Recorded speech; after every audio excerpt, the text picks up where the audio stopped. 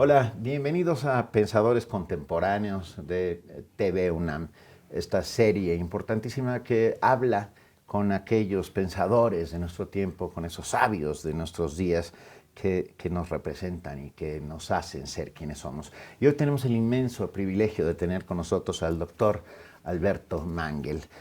Nacido en Buenos Aires en 1948, fue lector para diversas editoriales francesas como Gallimard o Calder Boys en Londres, y también editor en Franco Maria Ricci en Milán, y entre el 75 y 81, y este es un dato que a mí me gusta mucho, en las ediciones du Pacifique en Tahití. Miembro del PEN Canadá, la Academia Argentina de Letras, la Royal Society of Literature y la Fundación Guggenheim. Algunos de sus libros, Mientras embalo mi biblioteca, una elegía y 10 digresiones, una historia de la lectura, guía de lugares imaginarios y curiosidad, una historia natural. Fue durante casi 3 años director de la Biblioteca Nacional de Argentina, mismo cargo que tuvo Jorge Luis Borges, y yo lo que lo considero es el gran lector de nuestro tiempo. Doctor Mangel, muchísimas gracias por acompañarnos. Gracias a ustedes, y me siento un poco aterrado con esta descripción, pero bueno, vamos a suponer que son eufemismos. Venga, supongámoslo. Ah, Hablando de Mientras embalo mi biblioteca, una elegía y 10 digresiones, usted ha vivido en Buenos Aires, Calgary, Tahití, Francia, donde construyó una biblioteca alrededor de su casa, en un presbítero, Sí. y actualmente en Nueva York.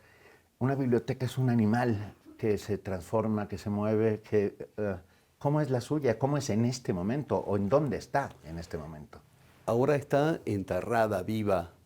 Yo la escucho llamarme por la noche desde sus cajas que están en un depósito que me prestó mi editora en Quebec, en Montreal. Desgraciadamente no tengo un lugar suficientemente grande para volver a montarla. Empezó como 30.000 libros, ahora son 40, porque claro, siguen creciendo. Los libros se reproducen como conejos por la noche, uno se va a dormir con 10 y descubre 15 a la mañana. Pero no pierdo la esperanza de su resurrección. Tarde o temprano encontrará un nuevo lugar o creará un nuevo paraíso, como llamaba Borges a las bibliotecas. Sí, pero la naturaleza del paraíso es que se pierde siempre. Yo perdí mi paraíso en Francia, donde pensé que iba a vivir toda mi vida. Viví ahí 15 años muy felices con mis libros, pero bueno, la burocracia y la vejez pudo más, y me mudé a Nueva York para enseñar en Princeton, y allí donde pensé que me había instalado, me llega la propuesta de dirigir la Biblioteca Nacional de la Argentina, y así sucesivamente. Mi experiencia de lector tendría que indicarme que después del último capítulo hay otro tomo, pero yo siempre pienso que estoy en el último capítulo y no me acuerdo de que va a haber otro tomo. Ahora empecé ese nuevo volumen. Para un lector como usted es muy difícil deshacerse de libros, o sea, ¿cómo es la relación con el libro objeto Yo físico? no creo en la eutanasia literaria. Cualquier libro que llega a mi biblioteca, por más malo que sea o inútil que parezca, se queda. Yo soy como esas monjas que en la Edad Media recibían al niño en la canastita y lo traían y lo guardaban, no lo rechazaban. Yo lo hago lo mismo con los libros. Yo tengo, fíjese, libros en mi biblioteca que sé que son muy malos. Tengo novelas de Paulo Coelho, por ejemplo, pero los tengo porque necesito a veces el ejemplo de un libro malo, y ahí están. Y también libros que me llegan por esas casualidades, un editor que se equivoca y me manda, este es un hecho real, una historia de la economía de Nigeria entre los años 1923 y 1957. Entonces mi compañero me dice, pero deshácete de este libro, nunca lo vas a usar, nunca lo vas a leer. Y fíjese que por casualidad tenía que reseñar una novela de un autor nigeriano y que sucedía en ese periodo, y pude ver algún dato que me sirvió para la reseña. Las bibliotecas son inmensamente generosas y no hay que desdeñar ninguno de sus regalos. Creo que es un mensaje muy importante, muy importante. ¿En qué momento se dio cuenta que lo que quería hacer en la vida era ser lector? Yo creo que es la, la primera caridad que reconocí en mí mismo de niño. De niño adquirimos lentamente conciencia de que somos alguien, que no somos lo que es nuestra madre, lo que es nuestro entorno, sino que somos un individuo. Creo que un cierto Lacan habla de la visión en el espejo, que hace reconocer al individuo como ese otro que se refleja. Pero yo tengo el recuerdo muy vívido de encontrar mi mundo en los libros. Yo tuve una infancia muy extraña. Yo nací en Buenos Aires, como dijo usted. A los pocos meses a mi padre lo nombran embajador en Israel. Nos vamos a Israel. Mis padres hablan castellano, por supuesto, nacidos en Argentina, un poco de francés, y contratan a una niñera checa de lengua alemana que me enseña el inglés y el alemán, pero no el castellano. Entonces, la única relación que yo tuve hasta los 8 años, cuando volvimos a Argentina, era con esta niñera en estos 2 idiomas, y que para mí fueron la entrada al mundo de los libros. Me encantaba que me leyese cuentos en estos 2 idiomas, pero yo quería leer por mí mismo, y a los 3 años me di cuenta que podía. Recuerdo que vi un cartel fuera de la ventana de un automóvil, y de pronto esos signos allí en el cartel me decían algo, me estaban vendiendo algo, por supuesto, pero me di cuenta que era capaz de ese acto de magia, de transformar unos signos coloridos en palabras, en narración. A partir de allí yo supe que era lector y que el mundo lo iba a recibir primero a través de los cuentos y luego a través de la experiencia, si la experiencia venía. Y descubrí el miedo, la amistad, el amor, la muerte, el viaje a través de los cuentos, y después, cuando me ocurrieron, tuve las palabras para nombrar esa experiencia. Qué bonito. Bruno Bettelheim, en su psicoanálisis de los cuentos de hadas, dice que los cuentos de hadas sirven para dotar de armas de la fantasía para enfrentar a la realidad. Claro. ¿Esto sucedió en su Sí, caso? sí. Yo pienso que como especie humana desarrollamos para sobrevivir el poder de la imaginación. ¿Qué significa esto? Significa que podemos imaginar una experiencia antes de tenerla. Somos la única especie que puede experimentar el mundo sin físicamente entrar en el mundo.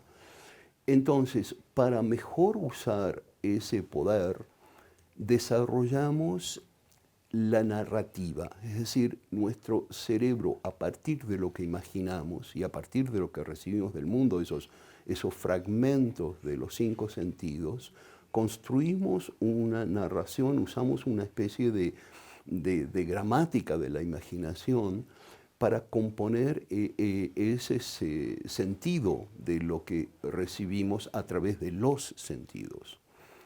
Y eso nos entrena a saber lo que es el miedo, el coraje, la dulzura, el cariño, el terror, a través de esos cuentos que son la experiencia compartida.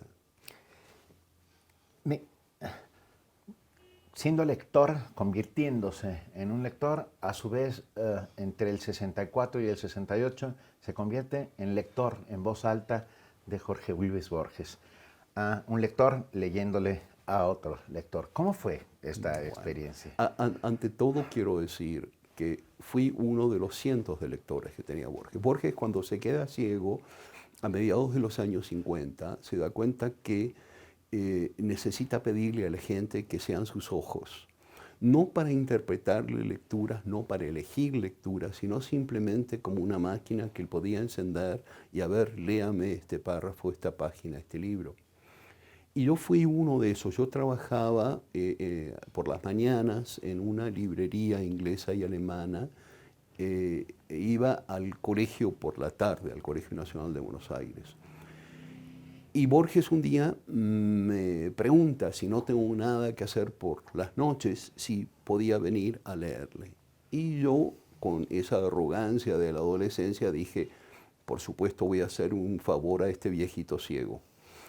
Y durante 3, 4 años fui todas las noches a leerle a Borges. Y fue un momento muy curioso de la vida de Borges, porque Borges había decidido, cuando se quedó ciego, que no iba a escribir más prosa. Poesía sí, porque decía que la poesía le llegaba como una música a la cual le agregaba palabras, pero para escribir prosa tenía que ver su mano escribir. Entonces había decidido resignarse a no escribir prosa. Pero se le empezaban a ocurrir ideas para cuentos. Entonces, a principios de los 60, antes de empezar a escribir los cuentos que iban a ser el libro de Arena, el informe de Brody, quería visitar los cuentos que a él le parecían los grandes clásicos. Entonces, me hacía leerle cuentos de Kipling, de Henry James, de Stevenson, que eran los que él consideraba los grandes cuentos universales. Y él conocía esos cuentos de memoria, porque yo, si me salteaba una palabra, él me recordaba esa palabra salteada. Y me interrumpía al cabo de una frase, 2 frases, para hacer un comentario. Pero eran comentarios para él, no para mí. Eran para recordarlos. A veces me pedía que notase algo en la página de guarda del libro para buscarlo después. Pero Borges, yo creo, tenía relaciones intelectuales. Tuvo un solo amigo, que fue Adolfo Bioy Casares. Pero la otra gente a su alrededor eran criaturas de conversación. Y, por supuesto, este adolescente que era yo no le brindaba mucha conversación. Yo recuerdo en algún momento hice un comentario a su comentario y la respuesta fue tan sarcástica que nunca dije más nada. Me quedé escuchándolo. Y fue una experiencia, la importancia de la cual percibí muchos años después. Ha dicho un nombre que me parece clave en la historia de Borges y en su propia historia, que es Stevenson. Sí.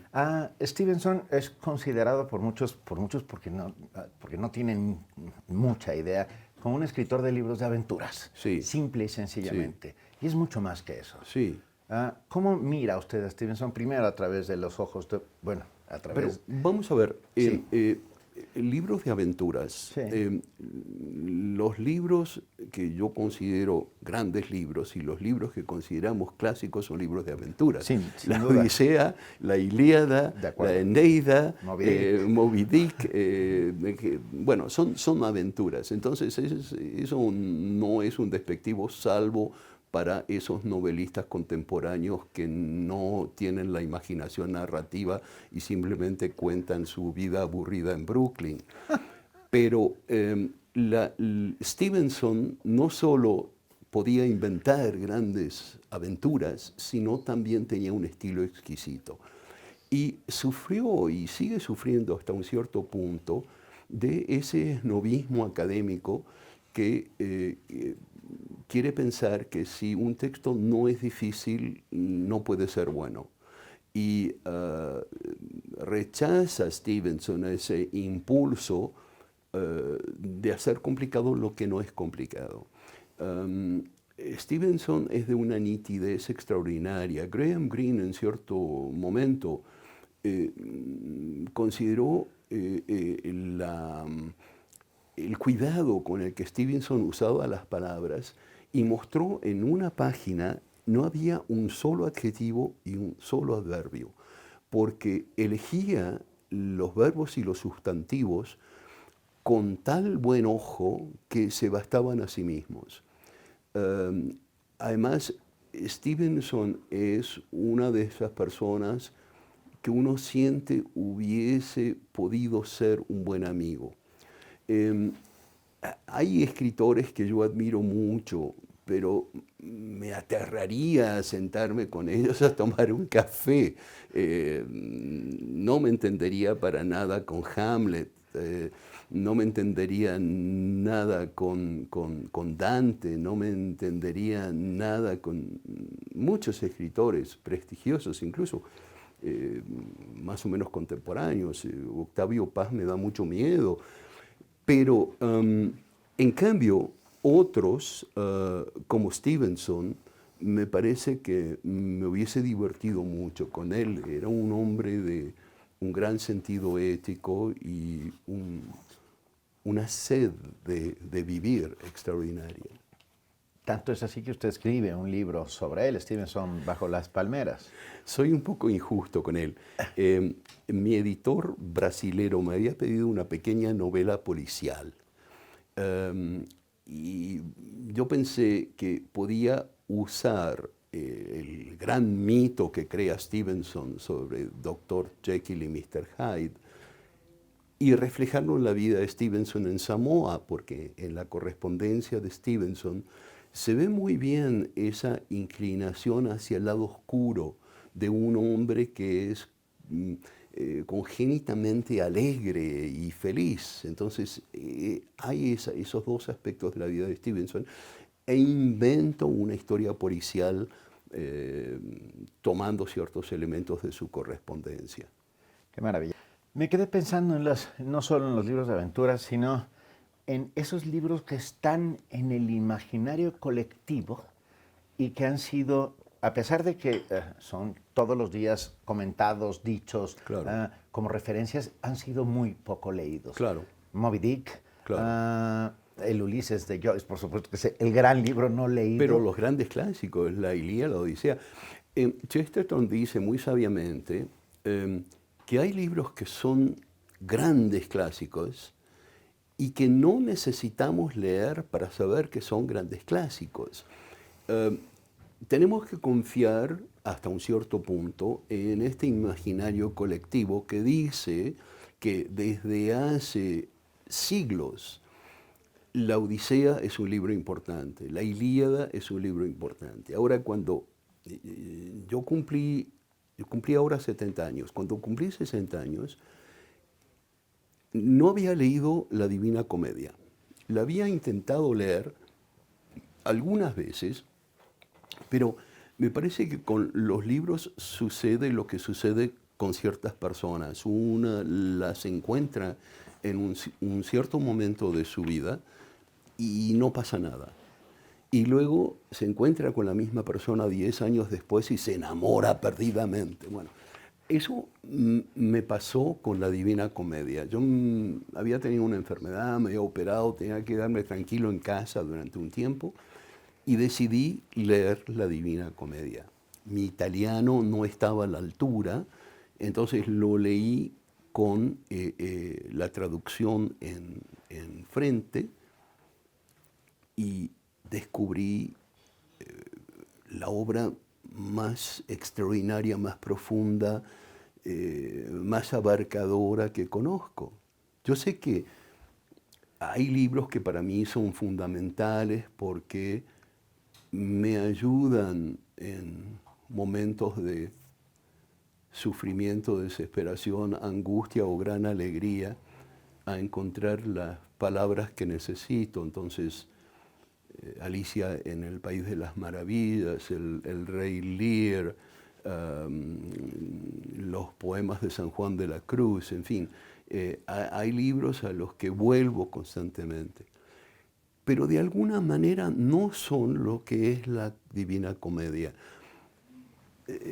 Yo creo que hay milagros, gracias a Dios o gracias a las estrellas en la vida humana, que nos ayudan a sobrevivir. Y uno de estos milagros es la escritura de la Divina Comedia.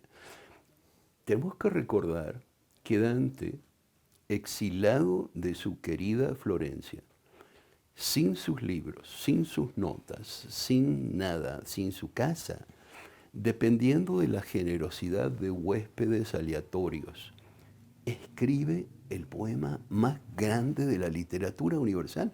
Pero, ¿cómo hace para sostener esto en su cabeza? ¿Cómo puede ser que hay ecos en los primeros versos del infierno que repercuten en los últimos del paraíso? ¿Cómo puede ser que los personajes se presenten en 3 líneas y uno los recuerde para siempre?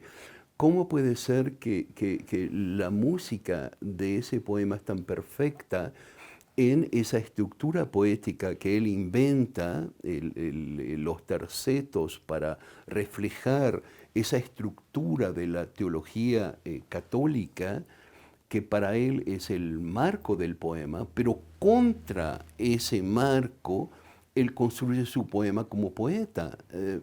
No lo entiendo, hay cosas que yo no entiendo. La existencia de Venecia no la entiendo, la existencia de la Divina Comedia no la entiendo, la música de Bach no la entiendo.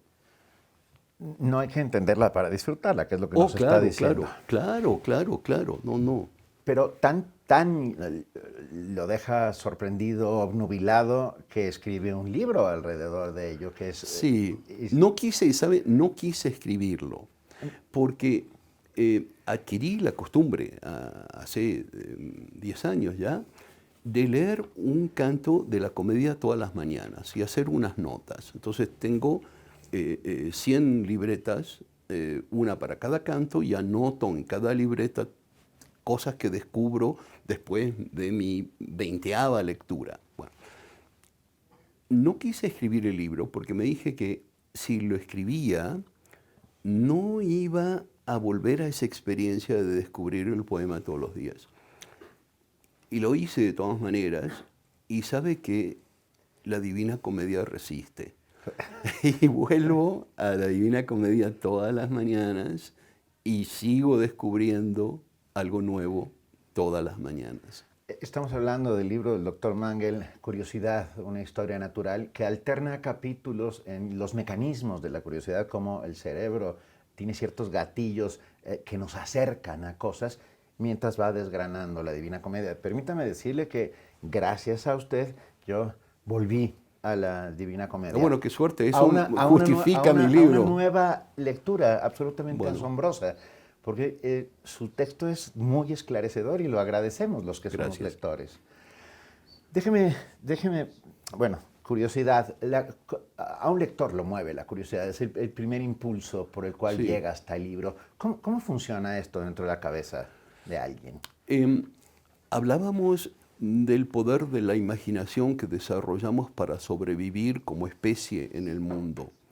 La imaginación es impulsada por la curiosidad. Estas son palabras abstractas, pero tienen raíces fisiológicas. Me interesa mucho la ciencia, soy un analfabeto completo en las ciencias, pero me interesa mucho la estructura del cerebro y los descubrimientos que estamos haciendo en el cerebro. Y el cerebro, ese órgano tan complejo, tiene la característica extraordinaria de reflexionar sobre sí mismo. Es decir, usted piensa en cómo piensa y usa su pensamiento para esa tarea. El cerebro, sabemos, tiene zonas localizadas en las que ciertas neuronas especializadas funcionan para permitirnos ciertos actos. Y son grupos, racimos de neuronas muy especializadas porque, por ejemplo, en lo que concierne la lectura pasa por un grupo de neuronas, pero cada tipo de lectura pasa por otro grupo de neuronas en otras partes del cerebro. Lectura, por ejemplo, de nuestro idioma materno ocurre en otra zona que un idioma aprendido. Lectura de mayúsculas ocurre en otra zona que las minúsculas. Lectura de idioma inventado. Yo tuve un ACV hace unos 5 o 6 años y fue una experiencia interesantísima porque me di cuenta de pronto que no podía hablar, no podía decir en palabras lo que estaba pensando. Y por primera vez se me ocurrió que podía pensar sin palabras. Yo siempre había creído que el pensamiento dependía de la existencia de las palabras. Y ahora me estaba ocurriendo que yo podía pensar, había pensamientos, pero como en una zona de niebla en la cual no podía acceder a las palabras que manifestaban ese pensamiento. Sabía que estaba pensando, tengo sed, por ejemplo, pero no podía decir tengo sed, no podía decir quiero agua. Entonces, reflexioné que quizás como las almas que se aparecen a Dante en el paraíso, que no tienen corporealidad, pero que como una suerte de cortesía hacia Dante se manifiestan con apariencia física, las palabras toman la apariencia física del pensamiento y se construyen en el idioma que elegimos para manifestar ese pensamiento. Se me ocurrió también que el proceso de manifestar una idea, de conversar, de decirle a usted buen día, se hace instantáneamente, pero si hay un problema, como ese problema cardiovascular que tuve, y el puente entre los grupos de neuronas se rompe y las neuronas, el cerebro tiene que construir como un ingeniero un nuevo puente para acceder a esa zona, vemos la decomposición del proceso que va del pensamiento a la palabra. Y entonces la enfermera me preguntaba, ¿siente dolor? Y yo quería decirle no, pero cuando pude hablar, las primeras palabras que salieron fueron, tengo dolor, y un instante después dije no. Es decir, la negación se sobreponía a la afirmación como si nuestro pensamiento se manifestase siempre en una capa afirmativa sobre la cual colocamos negación, duda, tono, ironía, lo que querramos significar. Qué maravilla. Pensé en Oliver Sacks, Sí. en cómo Oliver Sacks va descubriendo toda esta suerte de mecanismos que nos hacen ver. Yo lo admiro mucho, sí. Un gran personaje, ¿no? Sí. También de nuestro tiempo. Doctor Mangel, ¿cómo se hace un lector? ¿Cómo va creciendo el lector? ¿Cómo va teniendo deferencias, afinidades? Es imposible, ¿verdad? Cuando le preguntaron a Somerset Maugham cómo se escribía un bestseller, dijo que había 3 reglas. Lamentablemente nadie las conocía. Yo diría lo mismo en la creación del lector. Si a un grupo de niños pequeños se los pone en la misma situación, con el mismo acceso a libros, con lectores apasionados que le lean cuentos todas las tardes, algunos de esos niños serán lectores y otros no. Y en el mismo grupo, si por ejemplo les quitamos a todos los libros, no les permitimos acceso a la lectura, algunos niños encontrarán el camino, se harán lectores. No sé cómo sucede, pero yo quiero creer que pueden crearse lectores a través de un ejemplo apasionado. En la Biblioteca Nacional, como en toda biblioteca nacional, todo gobierno quiere supuestamente fomentar la lectura. Y todo gobierno, muchas bibliotecas, tienen programas de fomento a la lectura. Yo le voy a decir que ninguno funciona. Es una pérdida de tiempo y una pérdida de esfuerzo, y en la mayor parte de los casos se hace para que el gobierno quede bien. Porque se dirige a quien ya sabe que los libros cuentan, que los libros tienen peso. Entonces, a nadie convence la figura de Shakira con un libro diciendo yo leo, tú tienes que leer. No le convence a nadie, pero hace quedar bien al gobierno. Por esa razón los políticos se toman fotos frente a bibliotecas, no lo leen los libros, pero quedan bien. En cambio, en la Biblioteca Nacional de Argentina vino un día una profesora de mucha experiencia a proponerme un programa de fomento a la lectura, pero no a los niños, sino a los maestros. Porque lo que ella había descubierto en 30 años de enseñanza, ella se llama, ¿cómo se llama? Roxana Levinsky, vio que en las clases los maestros que no son lectores apasionados y que hacían leer a los alumnos, no les convencían. Los niños, sobre todo, no son tontos. Y saben perfectamente si el maestro es hipócrita o no. Entonces, esta campaña consistía en crear lectores, fomentar la lectura en los maestros. De un grupo de 10 elegido en varias escuelas, se producía 4 o 5 maestros que se convertían en lectores apasionados, que a su vez contagiaban esa pasión a otros maestros.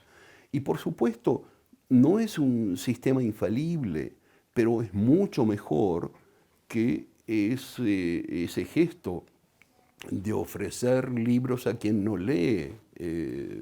Puede usted repartir tantos libros como quiera, y los lectores que son lectores se lo van a agradecer. Los otros no, porque ¿de qué uso va a ser un libro regalado a quien no lee?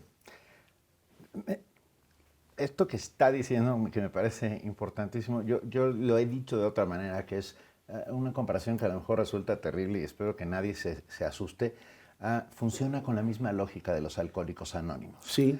Los alcohólicos anónimos Sí. cuentan la experiencia propia, sí, y a partir de ella, por medio de la lógica de la otredad, uno se ve reflejado y aplica o no. Habría que crear una asociación de lectores anónimos. De lectores anónimos. Tiene toda la razón. ¿Se lee hoy más que antes? ¿Se lee mejor que antes? En todo momento de nuestras historias, desde la invención de la escritura en adelante, la proporción de lectores en una sociedad, cualquier sociedad, es ínfima. Desde la Mesopotamia hasta la Inglaterra victoriana, los lectores forman un pequeño porcentaje de la sociedad.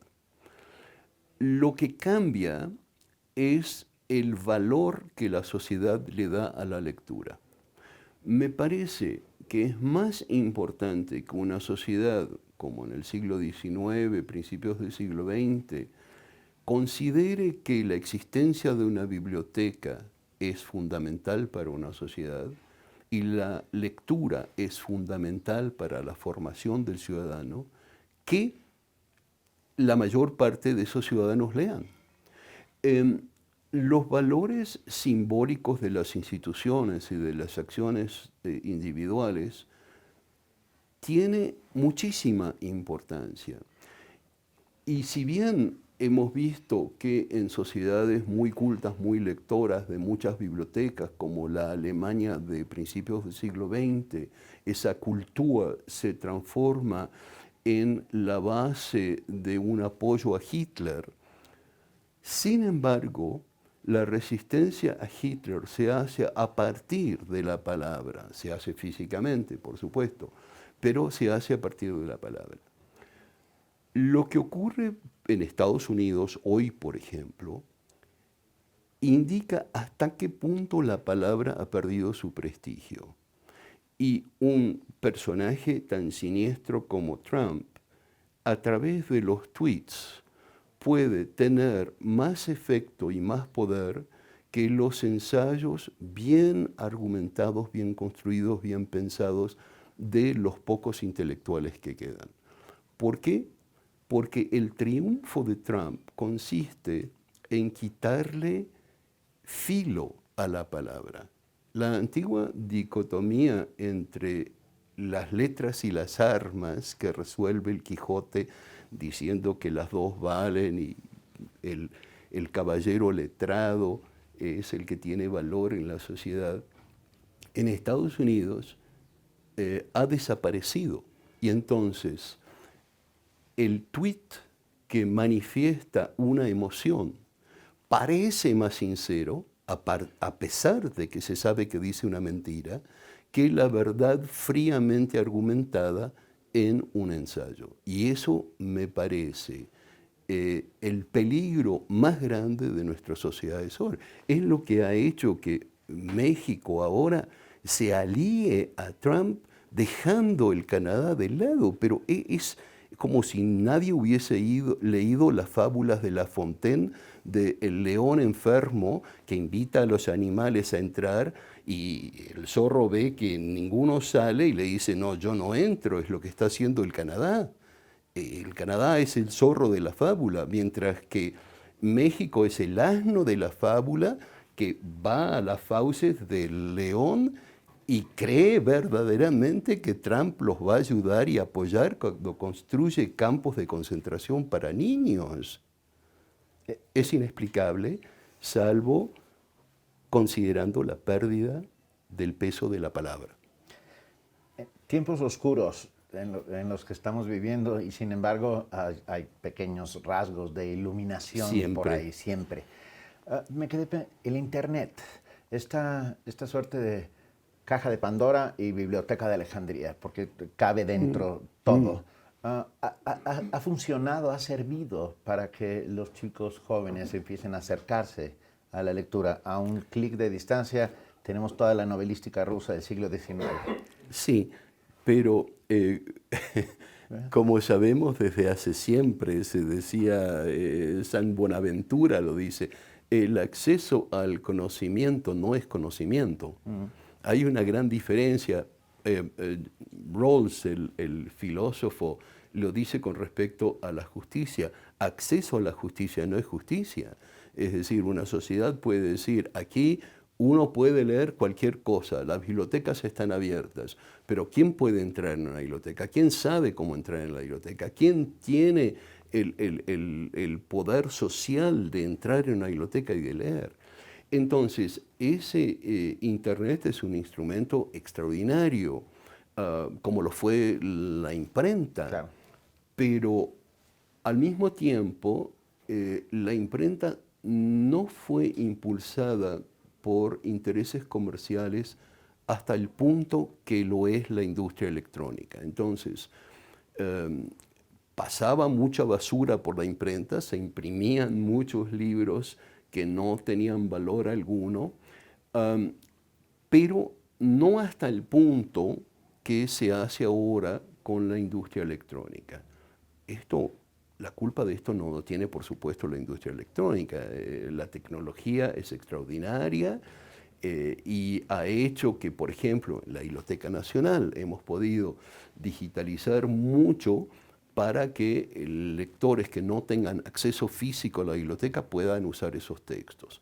Ahora, al mismo tiempo, está abierto a todo. Entonces, como en la biblioteca de Babel de Borges, hay cientos de miles de textos absurdos, sin sentido, con mentiras, y algunos ciertos.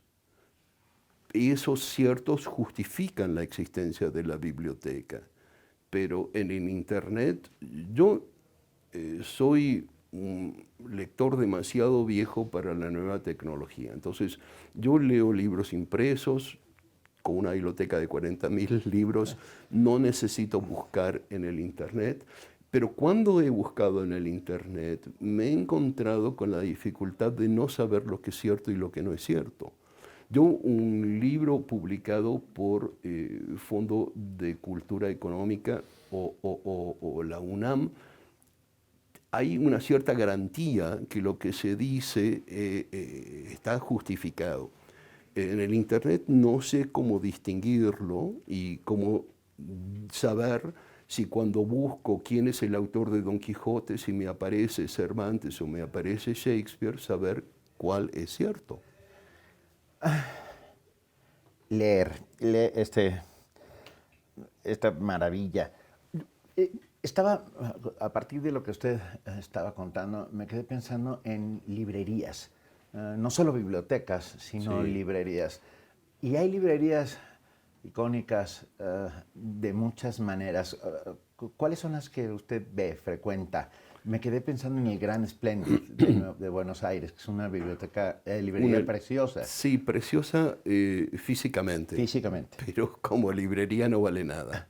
Pero Shakespeare and Company. Shakespeare and Company es excelente. Mire, depende del el lugar en el que estoy. Por ejemplo, en Buenos Aires, que tiene una riqueza de librerías extraordinaria, hay una librería de libros recientes, que es mi preferida, que se llama Guadalquivir, que sabe buscar en los catálogos de editoriales un poco exóticas, como las editoriales universitarias, tesoros. Entonces yo encuentro cosas increíbles allí. Y luego están las librerías de viejos de segunda mano, donde también encuentro tesoros extraordinarios en Buenos Aires. En Nueva York es un desierto, no hay librerías. Se han acabado las librerías, hay algunas, Barnes Nobles, alguna librería independiente. Yo frecuento la que se llama Three Lives, como la novela de Gertrude Stein, donde puedo tener conversaciones con los libreros. En París quedan varias, bueno, en Italia quedan algunas, pero por lo general, como la industria del libro ha cambiado tanto, las librerías han sido adquiridas por estas grandes empresas que quieren vender bestsellers. Empezó con la FNAC y no sé dónde vamos a acabar. Hay más libros que estrellas. Se publican al mes una cantidad inmensa de libros, más de 2000. Releer. Oh, sí. Alberto Manguel relee. Sobre todo, Sobre todo. Yo creo que eso tiene que ver con la vejez. Y yo creo que cuando uno es adolescente, quiere leer todo lo nuevo, quiere descubrir lo que está allí. Yo recuerdo con mis compañeros en el colegio, de pronto venía alguien diciendo, este Ezra Pound, tienen que leerlo, este Cortázar, tienen que leerlo. Y así leíamos por angurria. Pero ahora no me interesa mucho la novedad.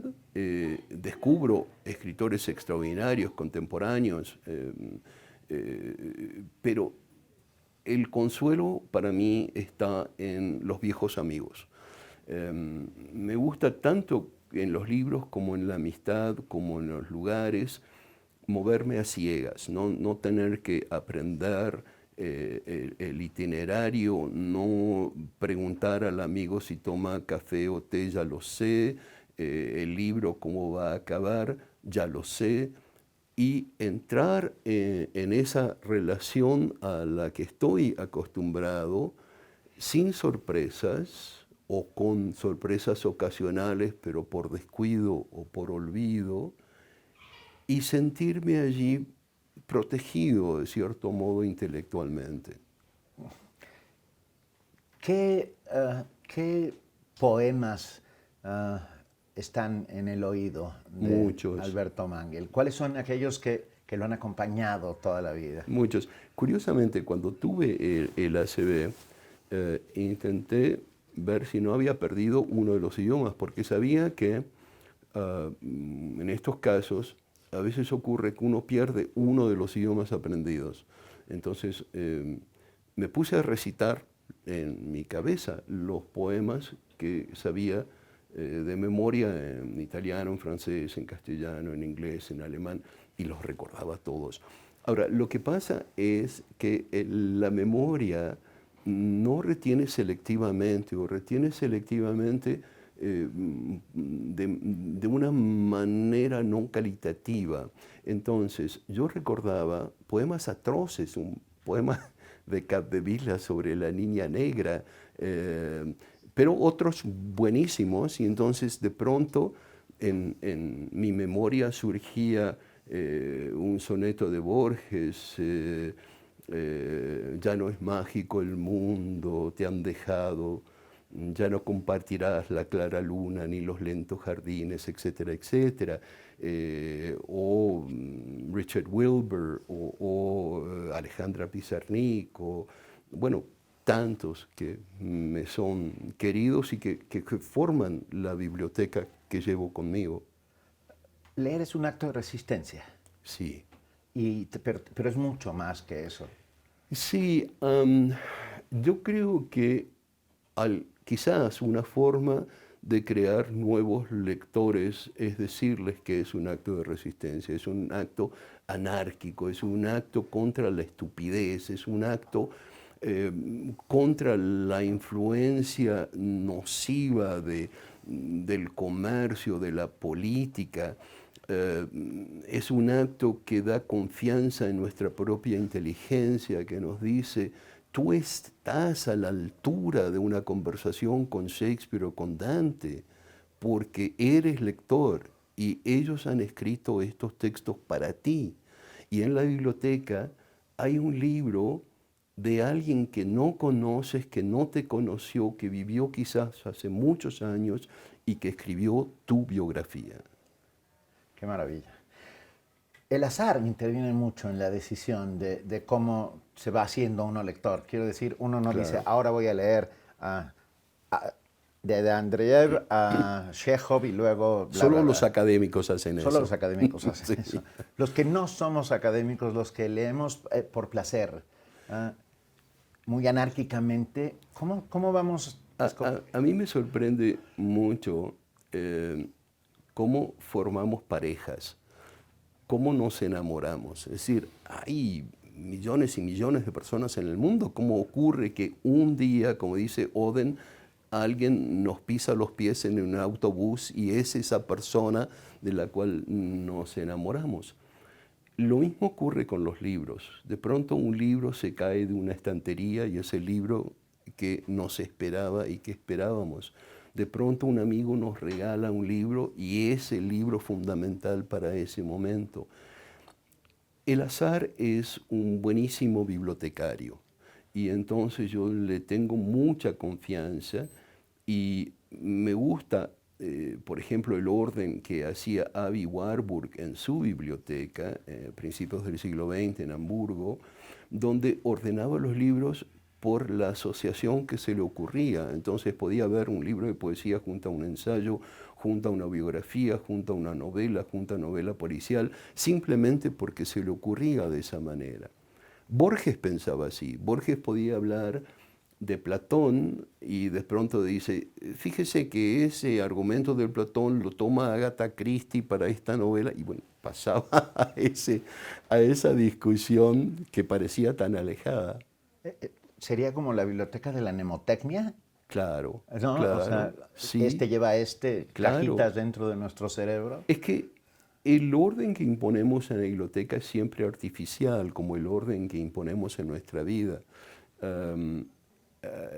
Yo soy un distraído, mi personaje fundamentalmente próximo es Caperucita Roja, porque no obedece a su madre, se va al bosque y sin esa distracción no habría historia.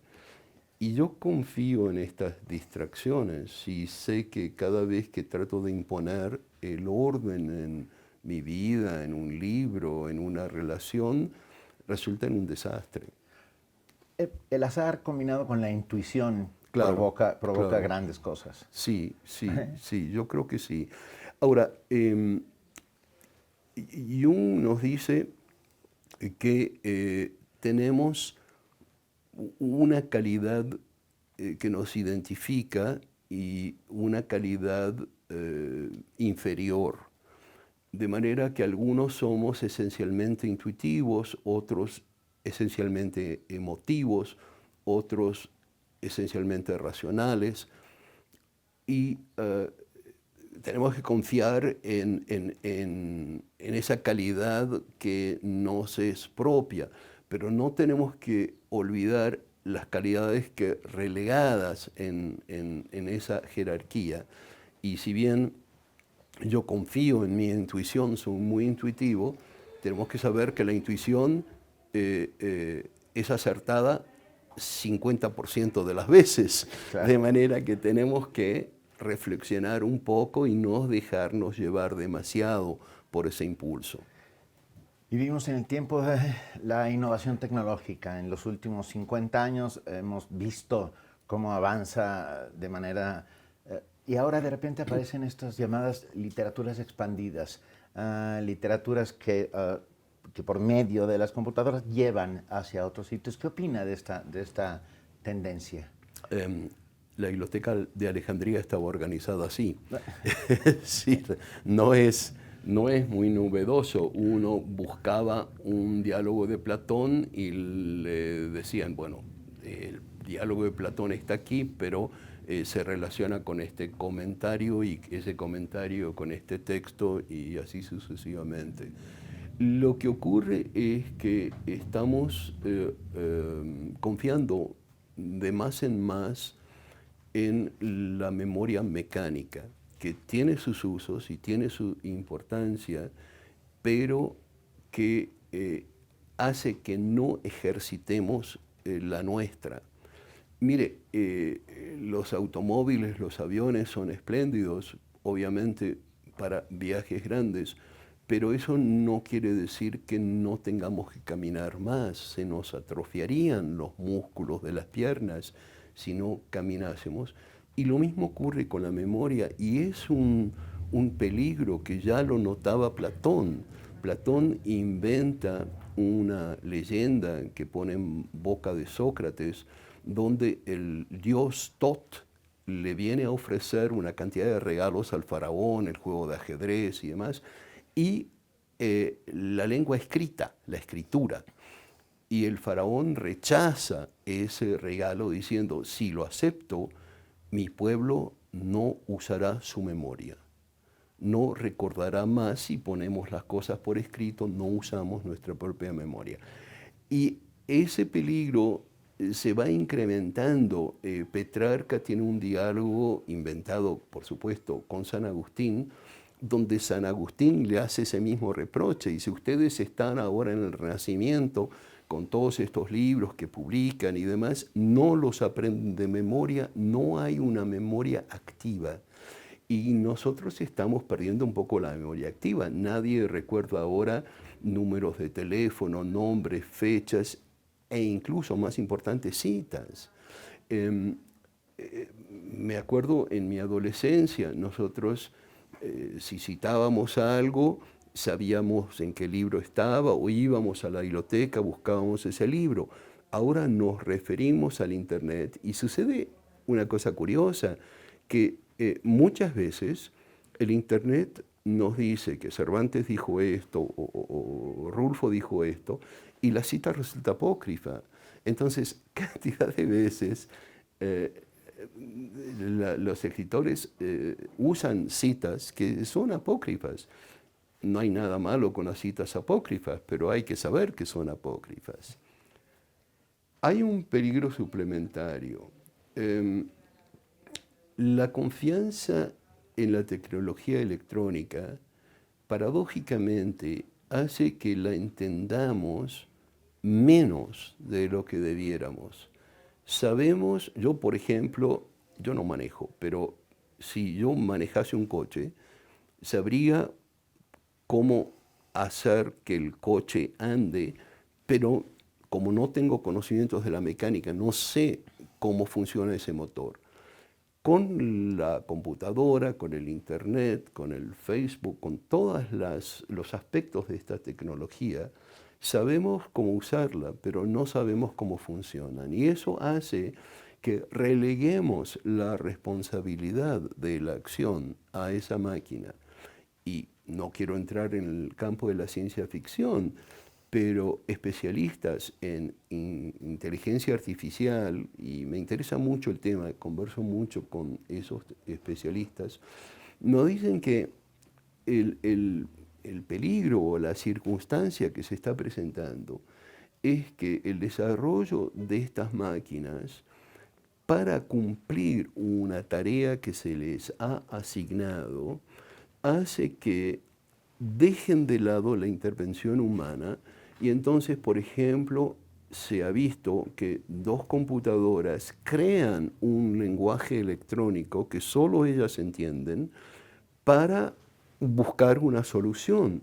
Muy bien, la solución llega, pero el ser humano que ha hecho la pregunta no entiende la secuencia y no puede entender, que es más grave, la secuencia, el razonamiento que lleva a esa conclusión. ¿Se acuerda en la película 2001, cuando a la computadora se le da la instrucción de llegar a Júpiter,